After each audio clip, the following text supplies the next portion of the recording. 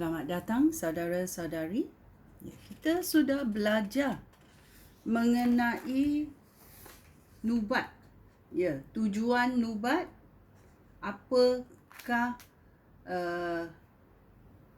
salah faham mengenai nubat? Apakah Alkitab mengajar kita mengenai nubat dan garis panduan dalam mempertimbangkan nubat? Kita tahu ni. Dan sekarang hari ini kita mau belajar bagaimana kita menubat. Dia berkata kita mesti relax. Kita jangan ada tekanan. Dan kita duduk senyap-senyap menunggu Tuhan kita. Menunggu Roh Kudusnya supaya Roh Kudus boleh melaksanakan atau manifest apa dia nak berkata kepada seseorang. Kita tunggu suaranya. Dan bila Roh Kudus mengurapi kita, kita menyerah kepada Roh Kudus. Dan kita menjadi satu channel kepada Roh Kudus supaya ayat-ayat yang diilhamkan oleh Tuhan boleh dikeluarkan melalui mulut kita. Dan kita menggunakan karunia ini mengikut iman. Iman. Dan bila kita mensuarakan ayat-ayat diilhamkan oleh Tuhan, biarlah dia cara yang simple. Tak payah merumitkan. Dan kita berkata apa yang Tuhan mau katakan. Dalam Roma babak 12 ayat 6 berkata, kamu harus menggunakan kurnia-kurnia yang berlainan menurut rahmatnya yang dianugerahkan oleh Allah kepada kita. Jika kita mempunyai kurnia untuk mengkabarkan berita daripada Allah, kita harus melakukannya menurut kebolehan yang dikurniakan oleh Allah kepada kita. Jika kita mempunyai kurnia untuk menolong orang lain, kita harus menolong mereka. So kita tahu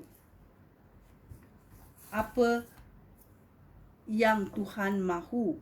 Kita jangan tambah atau kita jangan kurangkan ayat yang diberikan dalam nubat. Roh Kudus akan memberikan.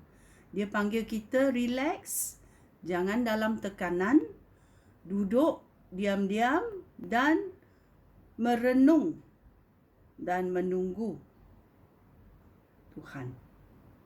Menunggu Roh Kudus.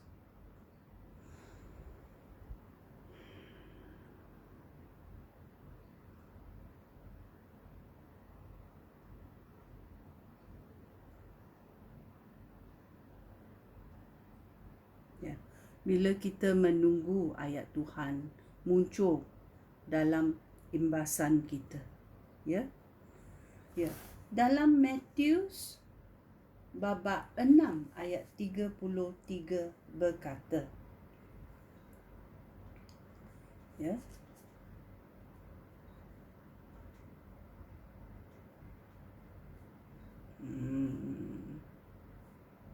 Utamakanlah pemerintahan Allah dan lakukanlah kehendaknya.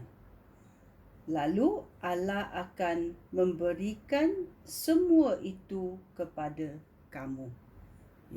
So Tuhan berkata hari ini,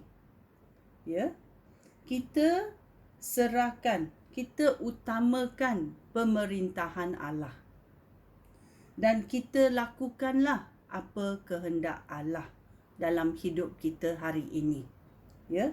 Lalu Allah akan memberikan semua itu kepada kita.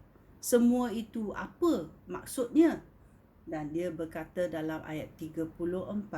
Ya. Jangan khawatir hari esok, kerana ada cukup hal yang dikhawatirkan pada hari esok. Cukuplah kesusahan hari ini.